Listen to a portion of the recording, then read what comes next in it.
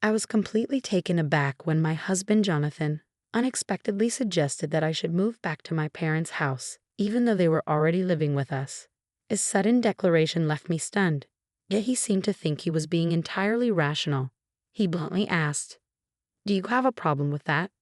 Don't argue with me. I'm fine with divorcing you if you do." His recent behavior had been cold and distant, and I had my grievances too.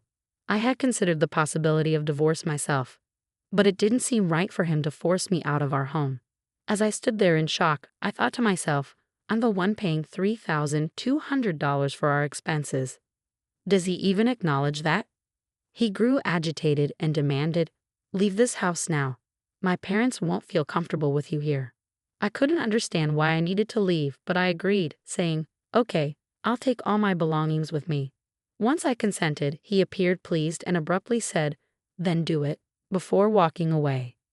Immediately, I contacted a store to sell my things. My name's Betty, and I live with Jonathan, who is 3 years my senior. We met through mutual friends, and what started as a casual meeting quickly evolved into spending an entire day together.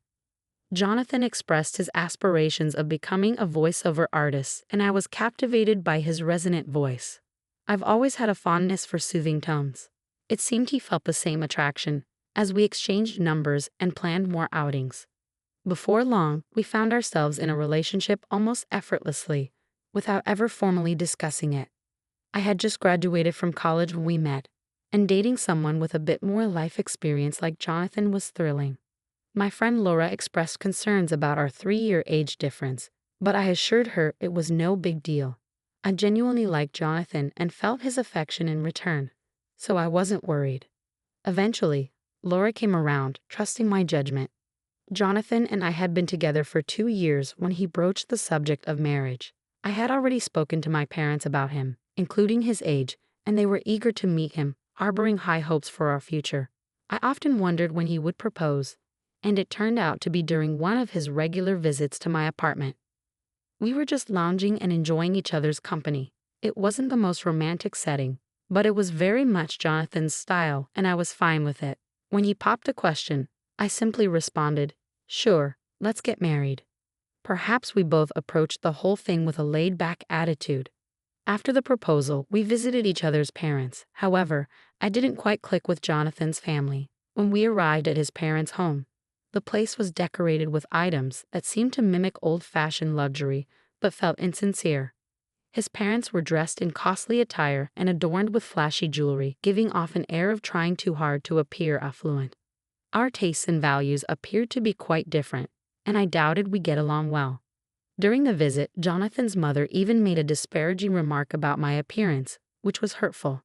I was taken aback by the behavior of the family of the man I intended to marry, but ultimately, I reminded myself that I was committing to Jonathan, not his family.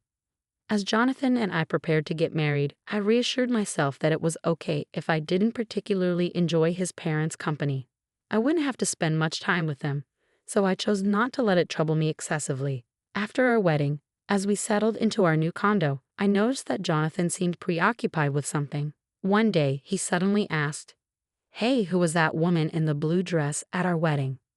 Considering there were several guests in blue, I couldn't immediately pinpoint whom he meant. "Which woman in a blue dress?" I asked, trying to recall. "You know, the one who gave a speech as your best friend," he clarified. "Are you talking about Laura?" I replied as it clicked that Laura had worn a blue dress. "Yes, that's her," Jonathan said, his tone reflecting some unease. "What's wrong with Laura?" I inquired, puzzled by his concern. "Oh, it's not a big deal," he dismissed. "The other day, I thought I saw someone who looked like her when I was on my way to work. That reminded me she was your best friend who spoke at our wedding." I was a bit baffled by Jonathan's sudden curiosity about Laura and his flustered response. But before I could delve deeper, he laughed it off and retreated to his room. Shortly after this conversation, Laura called me, bubbling with excitement. "Listen, Betty, my boyfriend's coming back to Canada next year," she shared. Laura and her boyfriend had been dating since high school, having known each other since they were kids. He had moved away during middle school, but they maintained their bond through letters and eventually reconnected in high school, where he expressed his feelings for her. I've always enjoyed Laura's romantic tales. Despite her boyfriend working at an international branch for a few years, they managed to keep their relationship strong and connected. Well, do you think he might propose once he's back?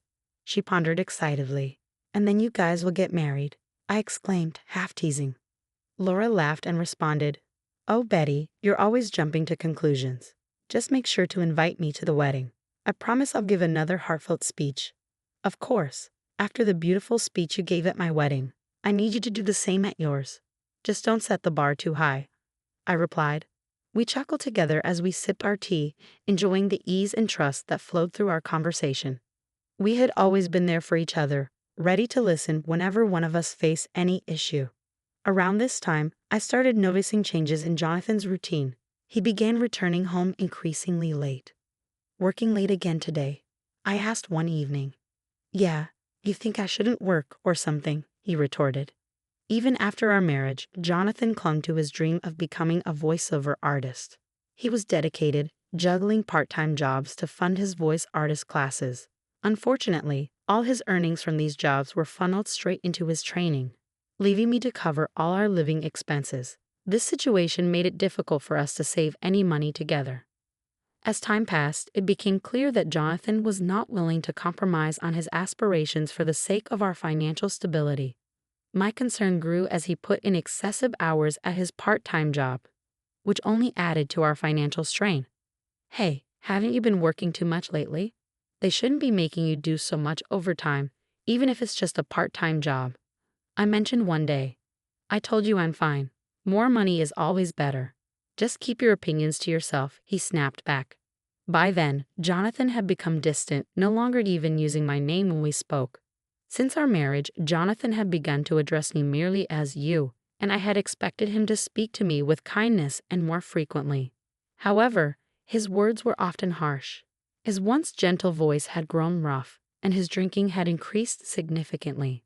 At times, his voice even sounded hoarse, which was concerning given that voice artistry demanded a healthy voice. Despite this, he seemed disinterested in discussing his health and increasingly avoided conversations with me. Eventually, he started ignoring me altogether, even when we were in the same room.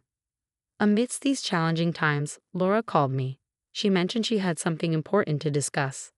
Given my concerns, I suggested we meet up, eager for a conversation with Laura. We decided to meet at a cafe and chose a booth with a private seating area. Laura selected our booth carefully, a spot where the counter and staff could easily see the entrance. You chose this booth specifically? I asked, noticing her cautious approach. Yes, she replied. I wanted a spot where the staff could see if there was a suspicious person outside our door. A suspicious person? Is that related to what you wanted to discuss? I asked, connecting the dots. Laura nodded, her expression tense.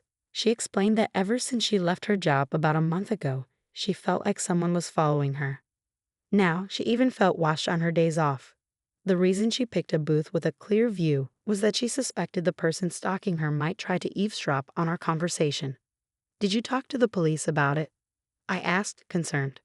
I tried, but since there's no direct contact, they can't do much, she sighed. What about your boyfriend? Isn't he coming back in a month?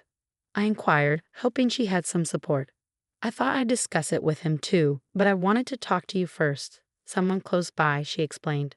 I understood her need for immediate support. Laura hadn't managed to get a clear view of her stalker, making the situation even more unnerving. She was too frightened to discern whether her stalker was a man or a woman. I decided to discreetly watch from a distance to try and identify who was following her. During this time, I was struggling with my troubled relationship with Jonathan and found it hard to open up about it. But as I kept an eye on the situation, I made a shocking discovery. The person shadowing Laura was none other than my husband, Jonathan.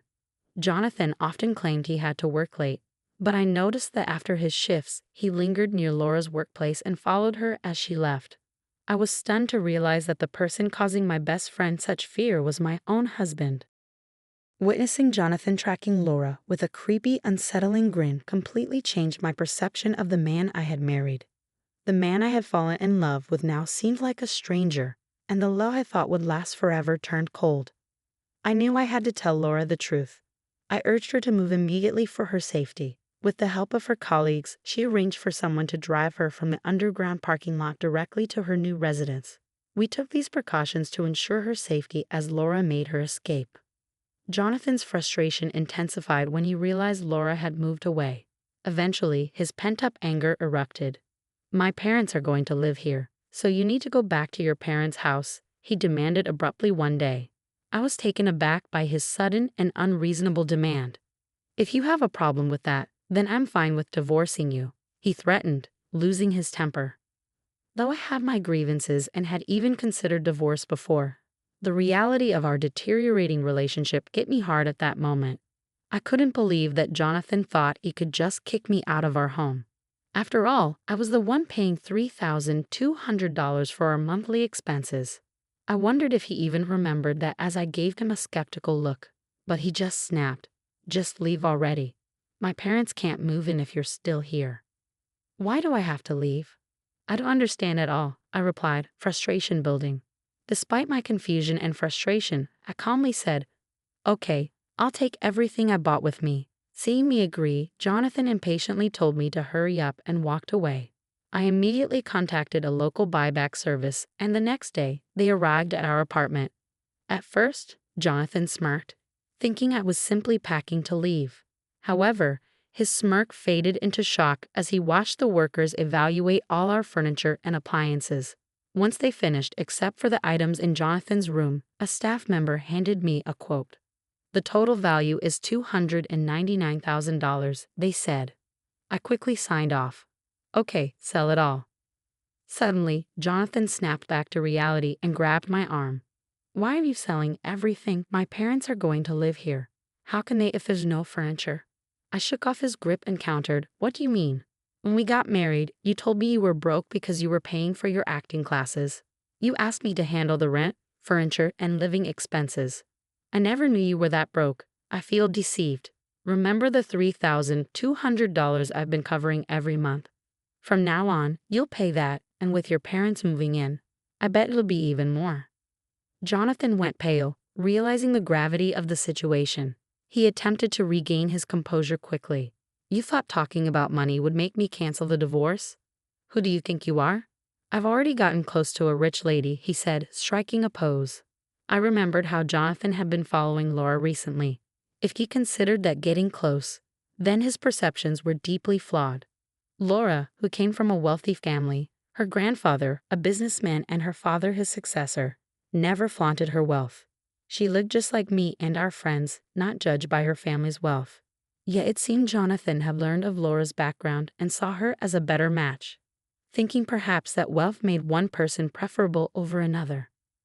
This notion infuriated me, but I knew Laura would never be interested in Jonathan. She had been with her high school boyfriend for years, and he was due back in the States soon with plans for them to marry. When I mentioned that Laura felt uneasy because someone had been stalking her daily, Jonathan was taken aback upon hearing that Laura found him creepy and that they weren't close. "I always walked Laura home," he protested. "You're lucky I didn't call the police," I replied sharply. "But I didn't know she had a boyfriend. He's been away. She picked me over someone she doesn't know." Jonathan tried to justify, misunderstanding their relationship. "They've been writing letters since they were kids and talk almost every day. And unlike you, who's only had part-time jobs, her boyfriend is successful. Even her dad likes him," I pointed out. Jonathan looked profoundly sad as I laid out the facts. It was clear that his delusions about forming a relationship with Laura were just that, delusions, and reality was setting in hard. As people arrived to take our belongings, he appeared somewhat relieved. "I guess you're all I've got now. You'll always support my dream of becoming a voiceover artist, won't you?" he asked, trying to seem unfazed. I responded with a steely gaze. "Sorry, I've already begun divorce proceedings. We should communicate through our lawyers from now on," I said coldly. Jonathan, perhaps thinking I still had feelings for him, clung to me. "Don't say that. Haven't we been getting along all this while?" "Getting along? Ever since you discovered my best friend Laura is wealthy, you've become distant and started spending time with her. Right after our wedding, I realized then that I had made a mistake," I continued. Jonathan broke down in tears. Despite being older, his childish weeping made him even less endearing to me. I could no longer bear to be near him. "Enough," I snapped. I've also informed your Uncle Anla about the divorce. You know he's a tough man. Well, he's decided to work for him, which means I can no longer support your voice artist dreams. You barely practice as it is. It might be time to accept reality and stay away from Laura, or I'll call the police." With those final words, I left, determined not to look back. For now, I would stay with my parents, though I considered moving closer to my workplace if I found a suitable place. Meanwhile, Jonathan ended up working for his uncle as predicted.